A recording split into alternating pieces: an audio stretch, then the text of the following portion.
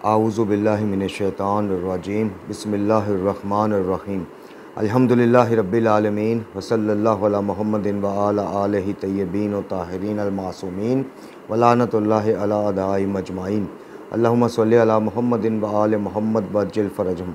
मोहतरम नाज़रीन व सामीन, अस्सलामु अलैकुम।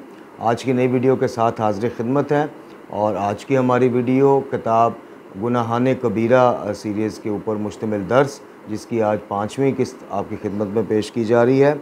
और आज के मौज़ूआत जो हैं वो हमारा मौजू चल रहा था। पहला जो गुनाह कबीरा आयतुल्लाह सैयद अब्दुल हुसैन दस्तगैब शिराज़ी अल्लाह मुकामहू ने लिखा है, शिर्क बिल्लाह यानी अल्लाह के साथ शिर्क। तो उसके ऊपर हमारी गुफ्तगू का पिछला हिस्सा शुरू हुआ था इस बाब के ऊपर। आज भी इंशाअल्लाह इसी के ज़िमन में बात करेंगे, लेकिन उससे पहले छोटी सी इस्तदा करना चाहेंगे। बल्कि एक सवाल हमसे पूछा गया व्हाट्सएप के ऊपर, और वो सवाल वलायत तकवीनी के उन्वान से था, जो हमारी पीछे 2 से 3 मुसलसल वीडियोस वलायत तकवीनी के उन्वान से जो शिर्क और जिस तरह से फिर किस्से कहानियाँ और जनाब बात से बात मिला के कलाबे से कलाबे मिला के आगे से आगे बात पहुँचाई जाती है। मतलब कि बात इतनी सी होती है, आगे फ़लसफ़ाना अंदाज़ और फ़लसफ़े की मदद लेते हुए बात को कहीं से कहीं पहुँचा दिया जाता है।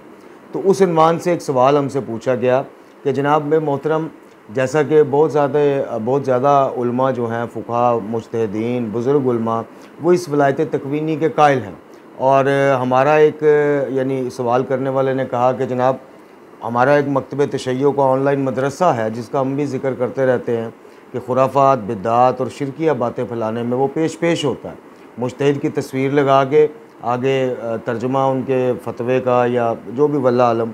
बहरहाल ये ऑनलाइन जो मदरसा है, जो बज़ाहिर इमाम काइम अलैहिस्सलातु वस्सलाम के नाम के ऊपर बनाया हुआ है, लेकिन कोई ऐसी आप खुराफाती चीज़ नहीं देखेंगे कि जिसकी तस्दीक में, जिसकी तायीद में इस ऑनलाइन मदरसे की पे दर पे पोस्टें आपको देखने को ना मिल जाए। तो उन्होंने भी उसी का हवाला दिया कि एक मोहतरम मौलाना है जो एक ग्रुप का हिस्सा हैं और ऑनलाइन लाइव सेशंस में आते हैं। तो वो बहुत ज़्यादा उस मदरसे की पोस्टें आजकल अपनी कम्युनिटी टैब पे शेयर कर रहे हैं वलायत तकवीनी के हक़ में।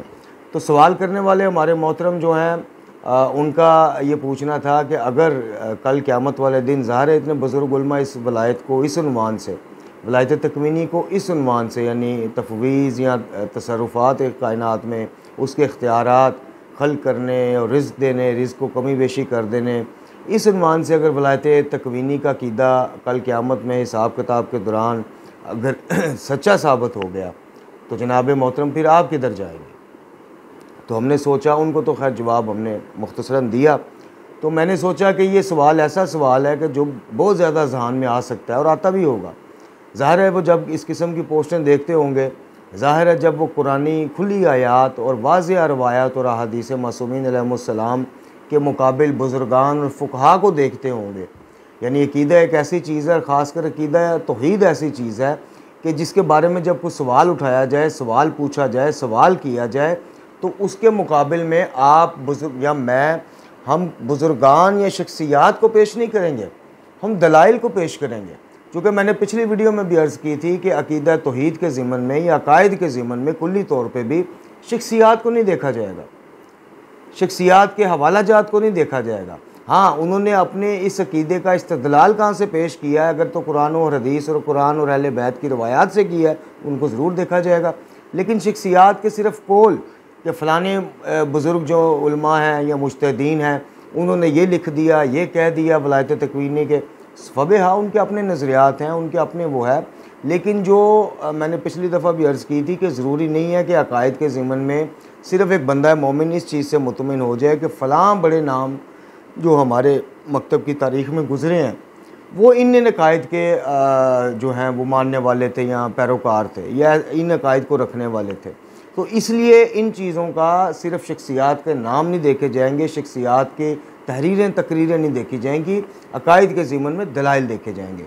तो मैंने सोचा कि इस बात का जवाब अपनी इस वीडियो के अगवाइल में शुरू में ही आपको दूँ, ताकि अगर किसी और जहन में भी ये एक मंतकी और अक़ली सवाल आ रहा है कि जनाब मोहतरम अगर क़यामत को मैदान सजता है और अक़ायद का हिसाब किताब जारी है और बात आ जाती है वलायत तकवीनी से तफ़वीज़ी अक़ीदे तक, मफूज़ा तक और फिर तसर्रुफ़ात के तक और फिर या अली मदद डायरेक्ट अल्लाह का ग्रोह समझ के उनसे मांग लिया, अल्लाह से मांग लिया।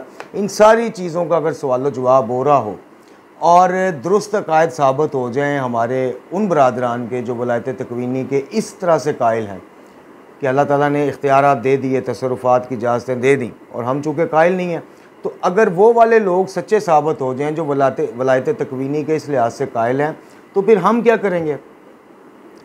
तो मेरे अज़ीज़, मैं सवाल को पलटा देता हूँ।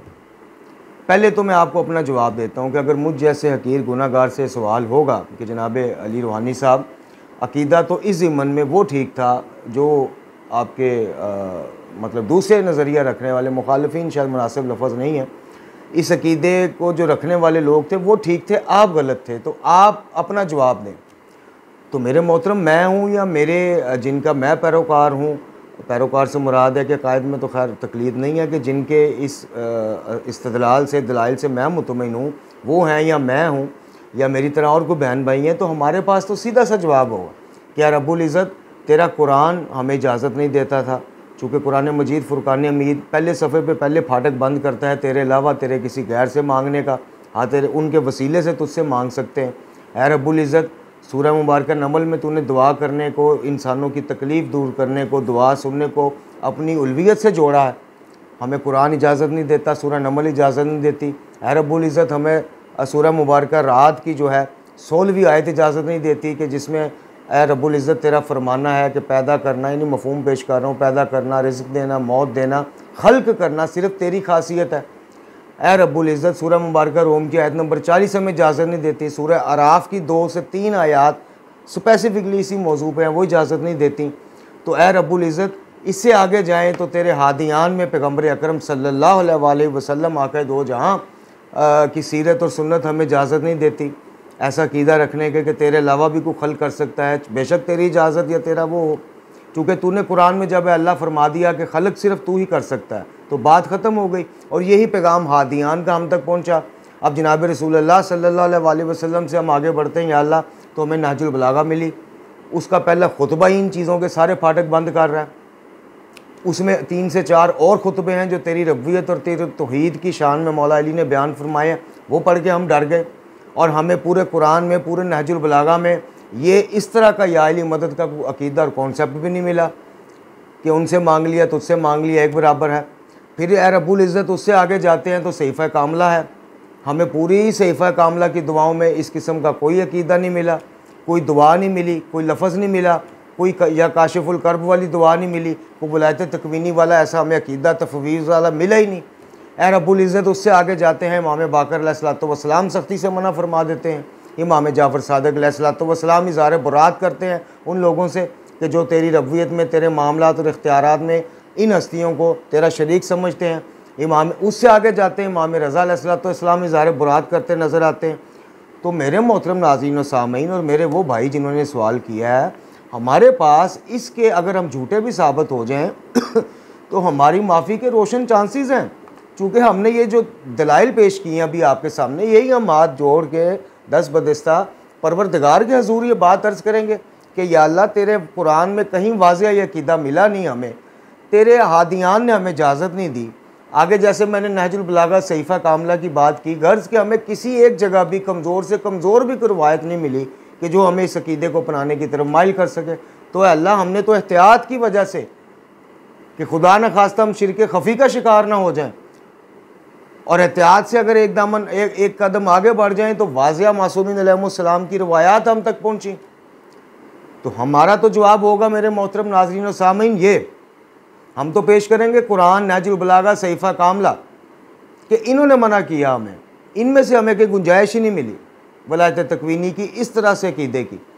लेकिन अब मैं सवाल पलटाता हूँ कि मेरे मोहतरम चाहने वालों, जो वलायत तकवीनी के इस उन्वान से आप लोग कायल हो, अगर मामला उल्टा हो गया कि अक़ीदा सच्चा साबित हो गया हमारे वाला कि इस नाम का अक़ीदा तो था ही नहीं, इस नाम की तो गुंजाइशें थी नहीं, ना मैंने दी, ना मेरे रसूलों ने दी, ना मेरे इमामों ने दी, तुमने ये कहाँ से अक़ीदा कर लिया, तो फिर जवाब अपना आप तैयार रखिए। हमारे पास इस्तदलाल के लिए कुरान, नहजुल बलागा, सहीफ़ा कामला ही काफ़ी हैं कि इनमें से रब्बुल इज़्ज़त को गुंजाइश निकलती नहीं थी।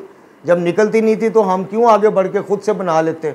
लेकिन अगर मामला उल्टा हो गया तो फिर आप अपने बुजुर्गान पेश करेंगे जिसके बारे में कुरान कहता है कि क़यामत वाले दिन कोई किसी का बोझ नहीं उठाएगा अकायद के ज़िमन में। आप क्या पेश करेंगे?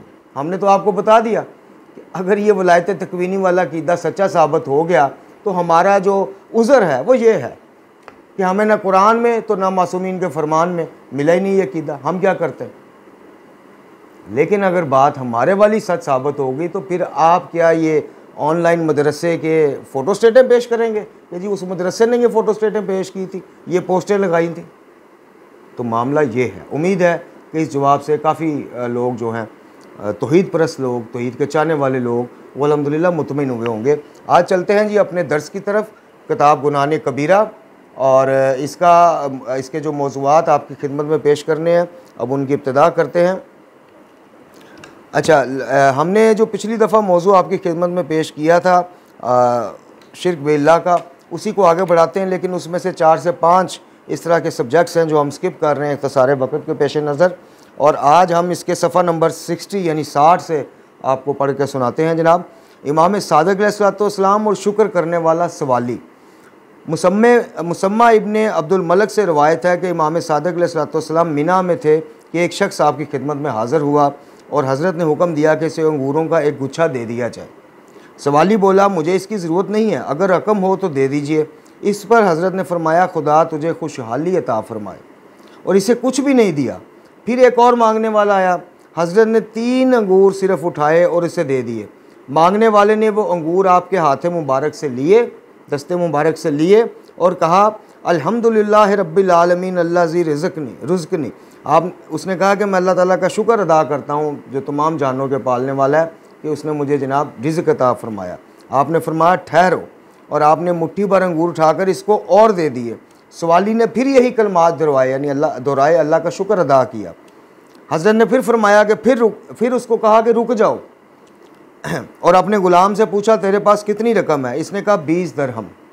चुनाचे आपने 20 दिरहम इसे दे दिए। साइल ने इसको लेकर खुदा का शुक्र जिस तरह पहले अदा किया और फिर अदा किया, और इस दफ़ा उसने चंद शुक्राने वाले कलमात का और इजाफ़ा किया।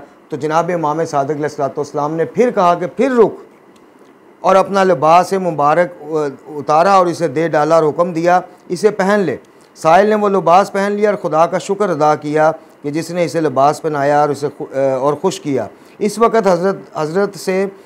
वक़्त इसने जनाब इमाम से मुखातब होकर कहा कि ए खुदा के बंदे, खुदा तुझे जज़ाए खैर दे, और चला गया।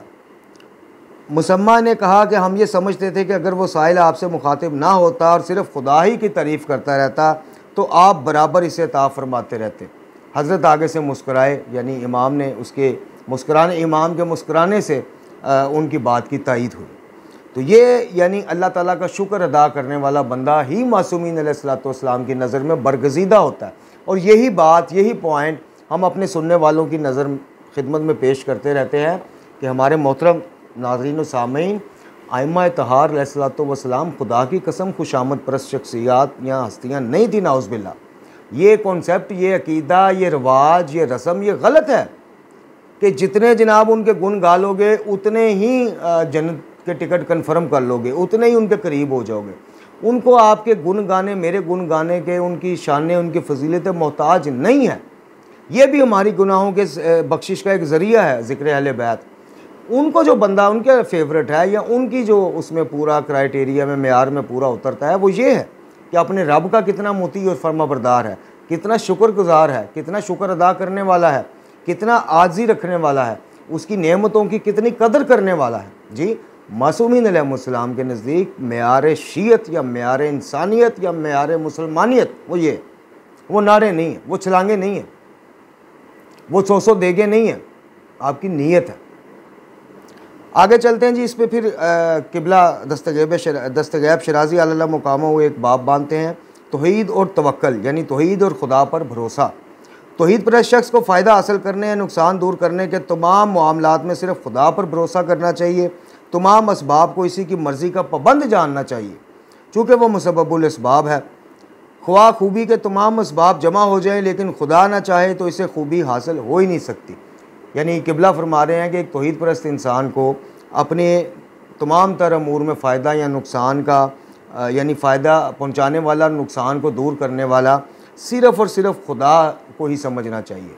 और ये समझना चाहिए कि तमाम दुनियावी और सारे ज़ाहरी असबाब अगर इसको फ़ायदा पहुंचाने में इकट्ठे हो भी जाएं, लग भी जाएं, जुड़ भी जाएं, लेकिन अगर अल्लाह रब्बुल इज़्ज़त की मंशा नहीं होगी, मर्ज़ी नहीं होगी, तो हमें वो एक फ़ायदा भी पहुंचा नहीं सकेंगे। इसी तरह कि जिस तरह पूरी मखलूक़ात, पूरी कायनात आपको नुकसान देना चाहे लेकिन खुदा ना देना चाहे, तो ये सारे मिल के भी आपका बाल भी नहीं कर सकते। अच्छा जी, इसको कहते हैं तवक्कुल। तवक्कुल किसे कहते हैं? यानी इस बात का यकीन कर लेना कि तवक्कुल है कि मखलूक में ये सकत नहीं जो अपनी आप किसी को नफ़ा या नुकसान पहुँचाए, किसी को कुछ बख्श दे या किसी के देने में भांजी यानी डंडी मारे। तवक्कुल ये है कि मखलूक से उम्मीद ना रखे। जो बंदा ऐसा हो गया, समझ लीजिए कि वो गैर खुदा के लिए कोई काम नहीं करेगा, ना गैर खुदा से आस लगाएगा, ना गैर खुदा से डरेगा और ना लालच रखेगा। ये है तवक्कुल कि जिसको अपनाने से एक तौहीद परस्त इंसान का बाब ईमानियात कामल हो जाता है। खूबसूरत बात माशाल्लाह और ख़ूबसूरत दर्स। मैं कहता हूँ पूरे दर्स में सिर्फ ये चंद लाइनें ही अगर हम अपना लें, अल्लाह ताला हमें तौफीक दे, तो दर्स का जो हासिल है, मेहनत है, वो सफल हो जाती है। मुख्तसर ये कि किसी शख्स ने नफ़ा हासिल करने, नुकसान दूर करने में किसी मखलूक से आस लगाई है और वो इसे असली मौसर समझता है और इस पर भरोसा करता है, तो इसने इस सबब को खुदाई में खुदा का शरीक कर लिया है। और अगर वो सबब को खुदा के ताबिया समझता है, खुदा से आस लगा कर फिर सबब की तलाश करता है और इस बात का इंतज़ार करता है कि खुदा इसकी मुश्किल को दूर कर दे, लेकिन मुश्किल दूर करने वाला सिर्फ़ खुदा को ही समझता है, ये ज़हन में रखिए। तो ये तवक्कुल और ऐन तौहीद है। यानी अल्लाह पे तवक्कुल किया, अल्लाह को हजात पूरा होने का दरवाज़ा समझा और हजात पूरे करने का शाफ़ी और काफ़ी वन एंड ओनली ज़रिया समझा, और उसके बाद उसने इसबाब की तरफ मुतवज्जो हुआ, तो इसमें कोई शिरक नहीं है। शिरक तब होगा जब वो इसबाब को ये कह कर के जनाब ये अल्लाह के ही पैदा किए हैं, अल्लाह ने इनकी ड्यूटियाँ लगाई हैं, इनसे मांग लिया तो अल्लाह से मांग लिया। जब इस तरह के फ़लसफ़ों में उलझेगा, घुसेगा, तो फिर खुदा न खास्ता कहीं ना कहीं शिरक में मुब्तला हो जाएगा। तौहीद और तस्लीम या दूसरा बाब। तौहीद परस्त वो है जो खुदा के तमाम अहकामात के सामने सर झुका दे और किसी फितरी मामले मसलन इज़्ज़त, ज़िल्लत, सेहत, बीमारी, खुशहाली, गरीबी, मौत, ज़िंदगी और किसी फ़र्ज़ काम मसलन वाजिब की बजा आवरी और हराम से परहेज़ में इसे कोई एतराज़ या इनकार ना हो, ना ज़ुबान से ना दिल से। क्योंकि अगर खुदा के काम में उज़र करता है और अपने ख्याल का इजहार करता है कि इससे ये बेहतर है और कहता है कि ऐसा क्यों किया गया या ऐसा क्यों हो गया या ऐसा होना चाहिए था, तो समझ लीजिए कि इसने अपने आप को खुदाई के मुकाम में खुदा का शरीक कर लिया है। बल्कि माज़ अल्लाह शायद इसने ख़ुद को इससे भी ज़्यादा अक्लमंद समझ लिया है। मसलन ये कहे कि बारिश क्यों नहीं हुई, हवा क्यों गर्म हो गई, खुदा ने मुझे दौलत या औलाद क्यों नहीं दी, फ़लाँ शख्स जवानी में क्यों मर गया, फ़लाँ बुढ़ापे तक भी ज़िंदा है। या ये कहे कि खुदा ने फ़लाँ बात वाजिब क्यों की और फ़लाँ चीज़ हराम नहीं करनी चाहिए थी, क्यों हराम कर दी। इमाम सादक अलैहिस्सलाम ने फरमाया कि लोग खुदा की चाहे जितनी इबादत करें, नमाज़ पढ़ें, ज़कात दें, हज करें, रमज़ान के रोज़े रखें और इसके बाद खुदा और पैगम्बर की बनाई हुई चीज़ों पर एतराज़ात करें और कहें कि इनके ख़िलाफ़ चीज़ें क्यों नहीं बनाई या ज़बान से ना कहें बल्कि सिर्फ़ अपने दिल में ही ऐसा सोचें, तो वो अपने इस एतराज़ के बाइस मुशरिक हो सकते हैं। मेरे मोहतरम नाज़रीन व सामीन, तौहीद और शिर्क के मामलात बहुत बारीक मामलात हैं और बहुत नाजुक मामलात हैं। इनके हवाले से हमें चौकन्ना रहने की ज़रूरत है। अभी आपने सुन लिया कि इमाम फरमा रहे हैं कि ऐसे चीज़ों को ज़ुबान पे ना लाए, सिर्फ सोचता ही रहे, तो भी उसकी सोच इसको शिरक के जनाब दरवाज़े तक छोड़ के आएगी। अच्छा, इसके बाद फिर आपने आया मुबारका की तिलावत की जिसका तर्जुमा है कि तेरे खुदा की कसम वो लोग मोमिन नहीं हो सकते जब तक वो अपने बाहिमी इख्तलाफात और झगड़ों में तुझे सालस नहीं बनाते, और इसके बाद तू जो फ़ैसला करता है और हुक्म देता है इसके ख़िलाफ़ अपने दिल में कोई घुटन भी नहीं पाते और इसे बाखूबी मानते और कबूल करते हैं। सूरह मुबारका निसा की आयत नंबर 65। इसके बाद इमाम सादिक अलैहिस्सलाम ने फरमाया तुम्हें चाहिए कि तस्लीम करो कि यही तौहीद है। यानी तौहीद की एक शक्ल और एक जहत, एक सिमत ये भी है कि अल्लाह रब्बुल इज़्ज़त का भेजा हुआ कोई हुक्म है, कोई फरमान है, उसका अपने अंबिया के थ्रू सिखाया हुआ कोई अकीदा है, उसको मिनो अन तस्लीम किया जाए। उसके बारे में अपनी अकलें ना दौड़ाई जाए, तो ये था तो वो क्यों नहीं था, अगर ये चीज़ माफ़ हो जाती, वो हलाल हो जाती, ये हराम ना होती, इस तरह की चीज़ें ना सोचिएगा। ये इमाम फरमा रहे हैं कि तुम्हें चाहिए कि तस्लीम हो जाओ। अल्लामा मजलिसी शरह काफ़ी में कहते हैं कि हदीस इस बात का सबूत है कि जो कुछ खुदा ने फरमाया है इस पर नाराज़ी और जो कुछ आइमा की तरफ से हुआ है इसे ना मानना भी इंसान को शिर्क तक ले जाता है। यानी जो वही बात, अब ये देख लें, इस बात से भी यही बात निकलती है कि अकीदा वो जो कुरान और अहले बैत से आपको उनके घर से मिल जाए, इबादत वो हो कि जो कुरान और नफली इबादत यानी जो कुरान और अहले बैत के घर से मोर शुदा तस्दीक शुदा मिल जाए, ज़िक्र व अस्कार वो को जो कुरान और अहले बैत जिसकी सपोर्ट में पीछे खड़े हों, या काशिफुल कर्ब वाली दुआएं नहीं, जाली इस तरह की चीज़ें नहीं, ऑथेंटिक चीज़ें। चूँकि ये देखें अभी इन्होंने यही कहा है कि बाज़ दफ़ा आइमा की तरफ से जो कुछ बताया जाता है उसमें कुछ घटा देना या बढ़ा देना इंसान को शिर्क तक ले जाता। इसलिए अहले तौहीद पर वाजिब है कि जब इन पर कोई बला या मुसीबत आए तो वो खुदा की कुदरत पर एतराज़ करने से अपनी ज़ुबान और दिल को रोकें। हाँ अज़ीज़ों और दोस्तों के मरते वक़्त इनके जुदाई पर रोना पीटना ये तो सिर्फ नाजायज़ है, बल्कि ना सिर्फ जायज़ है बल्कि अच्छा है, लेकिन खुदा के काम पे एतराज़ करना या मामले को इस कदर बढ़ा देना, यानी कि इस कदर वो फिर वो गिरिया उजारी में ऐसे ऐसे दोस्तों की जुदाई में, अपनों की जुदाई में ऐसे ऐसे अल्फाज कहना या ऐसा माहौल बना देना कि खुदा न खास्ता ऐसा लगे कि नहीं यार ये तो बड़ा जुल्म हो गया, फ़लाँ बंदे को खुदा दुनिया से ले गया माज़अल्लाह, तो इस हद तक भी जाने से इज्तनाब करना चाहिए। तौहीद और मोहब्बत, जिस तौहीद परस्त शख्स ने यह समझ लिया कि इसके और तमाम मखलूक को नेमतें देने वाला सिर्फ खुदाए बुज़ुर्ग को बरतर है और जो चीज़ मखलूक से इसको मिलती है वो खुदा ही की तरफ से मिलती है और तमाम असबाब भी खुदा ही के ताबे हैं, वो सिर्फ खुदा से दिली मोहब्बत रखे, किसी मखलूक को पक्का दोस्त ना जाने, गैर खुदा से इसकी दोस्ती या मोहब्बत इस लिहाज से होना चाहिए कि वो खुदा का महबूब बंदा है। खुदा के महबूब की मोहब्बत भी खुदा की मोहब्बत है और इसकी दोस्ती का खुदा की तरफ से हुक्म भी है, जैसे फ़रिश्ते, पैगम्बर, आइमा, मोमिन, आखरत, बहिश्त वगैरह। इसे ये ख्याल होना चाहिए कि वो मखलूक खुदा की नेमत और बख्शिश है, वो मखलूक खुदा की नेमत और बख्शिश है और इसका शुक्र अदा करना चाहिए।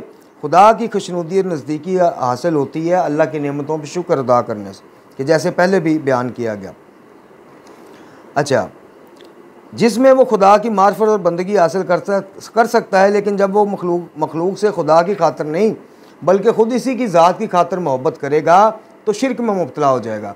आयतों और रवायतों से ये ज़ाहिर होता है कि अगर गैर खुदा की मोहब्बत से इस तरह ज़्यादा और बड़ी हुई हो कि वो गैर खुदा को खुदा पर तरजीह देने लगे, तो ये मोहब्बत ना सिर्फ हराम है बल्कि शिरक है और सज़ा के लायक है।